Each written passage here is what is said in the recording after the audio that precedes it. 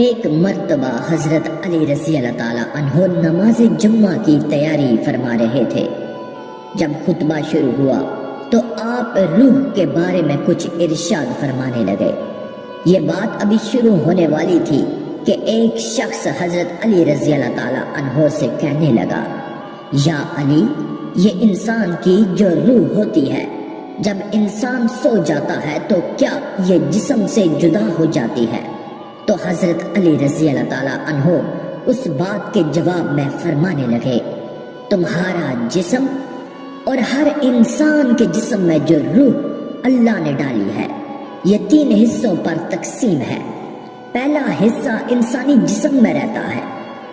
اور دوسرا حصہ انسان کے وجود سے باہر یعنی برزخ میں اپنا مقام یعنی اپنے آپ کو دیکھ رہا ہوتا ہے،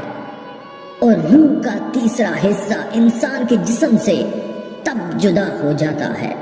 جب انسان سو جاتا ہے۔ لہذا اگر وہ انسان نیکوکار ہو، اللہ کی فرما برداری کرتا ہو،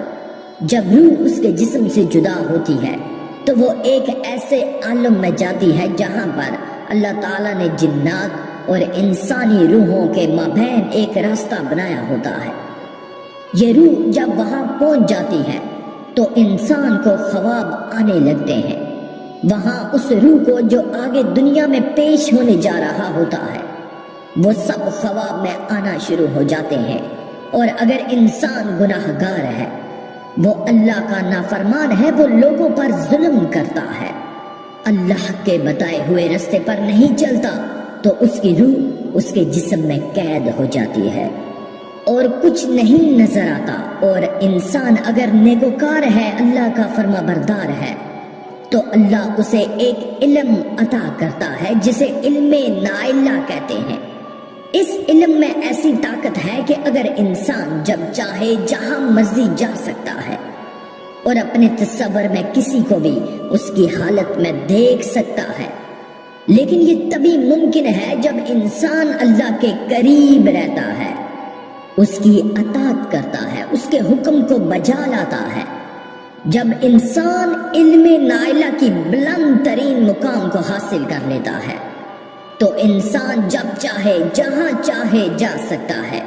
اپنی روح پر مکمل اختیار پا لیتا ہے،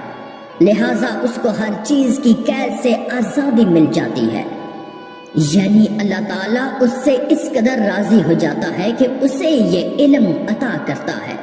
اور حضرت علی رضی اللہ تعالیٰ عنہ نے یہ بھی فرمایا کہ اللہ نے علم کے خزانے انسانوں کے لیے کھول کر رکھ دیے ہیں،